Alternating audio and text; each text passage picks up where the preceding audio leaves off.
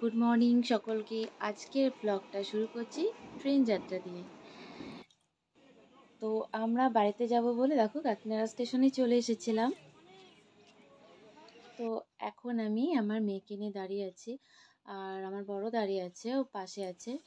তো ভাবলাম একটুখানি চলো ব্লগ করে নিই, একটু ভিডিও করে নিই, তাই দাঁড়িয়ে একটু ভিডিও করছিলাম। আর লোকজনের মধ্যে না সেভাবে ভিডিও করা হয় না, তো একটু কেমন যেন লাগে। আর এই যে আমাদের শান্তিপুর লোকাল ট্রেন চলে এসেছে, আর ট্রেনের মধ্যে উঠে দেখি আমাদের সিটটাতে একটা ছোট্ট বাচ্চা মেয়ে বসেছিল। আর ভালোই হলো, তুতুন তো বাচ্চাটার সাথে খুব খুশি, ওর সাথে বসে খেলা করছিল অনেকক্ষণ ধরে। আর বাচ্চারা না বাচ্চাদেরকে পেলে আরো খুশি হয় খুব, মানে ওরা ভালো থাকে ওদের কাছে। আমি কি করব, আমি তো চুপচাপ বসেছিলাম।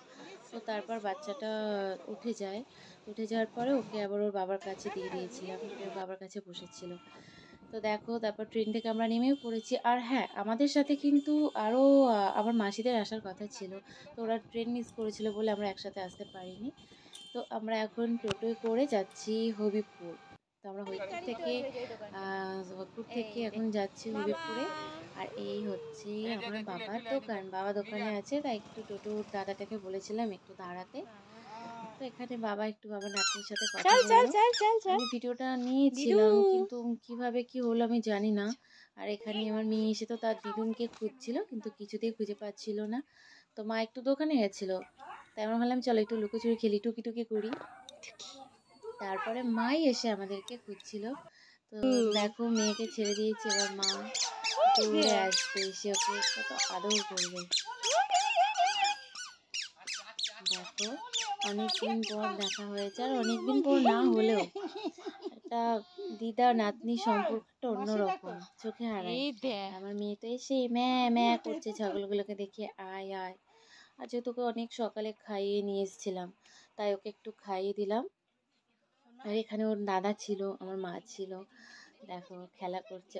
রোহিতের সাথেও ও খুব ভালো থাকে, খুব ভালো।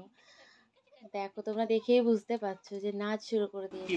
তো মাসিরা তো বললাম তোমাদের আমাদের সাথে আসার কথা ছিল, তোরা পরে এসে যে ভাই আসলো, ভাই এসেই আগে ওকে নিয়েছে। মাসিকে দেখে তো মাসির কাছে যাওয়ার জন্য পাগল হয়ে যাচ্ছিল আমার মেয়ে, মানে মাসির কাছে খুব থাকতে ভালোবাসে।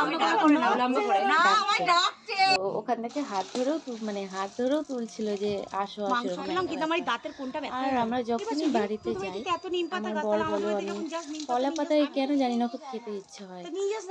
যখনই যাই না কেন ওইখানটায় দেখো কত উঁচুতে একটা পাঁচিল আমি উঠেছি, ওপরে উঠে কলা পাতা পাচ্ছি। আর আমার বর টিউ কলে স্নান করতে যে কত ভালোবাসে, টিউ কলে স্নান করবে তো করেই যাবে। এত বলি ওঠো ওঠো ঠান্ডা লেগে যাবে, কিন্তু উঠবেই না। তো পাতাগুলো পেরে দেখো, তারপরে আমিই কাটি পাতাগুলো, পেরে কেটে সেগুলোকে আবার ভালো করে ধুয়ে রাখি, কারণ পাতায় তো অনেক নোংরা থাকে তোমরা জানোই। তো কলা পাতায় আমার সব থেকে ভালো লাগে খিচুড়িটা খেতে, গরম গরম খিচুড়ি। আর তোমাদের কি ভালো লাগে আমাকে কিন্তু অবশ্যই জানাবে। আর দুপুরে সবাই খাচ্ছিল, আমি খাচ্ছিলাম না, আমার বড় বসেছিল, মাসি ভাই ওরা খাচ্ছিল, মা খেতে দিচ্ছিল। তো আমরা বাইরে বসেছিলাম যেহেতু, তাই মাকে বললাম তোমার জামাইকে একটু মাংস দিয়েছো। তা বাইরে বসে আমরা একটুখানি খাচ্ছিলাম, আর দিদা বাইরে বসেছিল। তো দেখো তারপরে তো রাত্রেবেলা আমরা সেদিনই বেরিয়ে এসেছি ট্রেনের মধ্যে। ট্রেনটা খুব খালিই ছিল, মানে ভিড় খুব একটা ছিল না। আর যেহেতু 10টা মতন বাজে তখন, মাসির কোলেই মেয়ে ছিল, দিদাও ছিল ওদিকে বসে। ওই যে বললাম মাসির কাছে ভালো থাকে, খুব খুশি।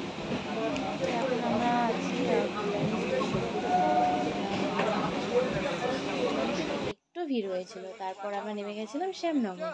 তো শ্যামনগরে দাঁড়িয়ে এখন দেখো আমার পেছনে এখন গোল মিটিং হচ্ছে। এই যে দিদা মাসি ভাই, আর আমি তো পুরো ভিডিও করে নিলাম। আর দেখো ওর বাবা আমার মেয়েকে কত আদর করছে, খেলা করছে। আমার মেয়ে তো এরকম হলেই খুব খুশি। তো আজকের ব্লগটা কেমন লাগলো সবাই জানাবে। Tata bye bye.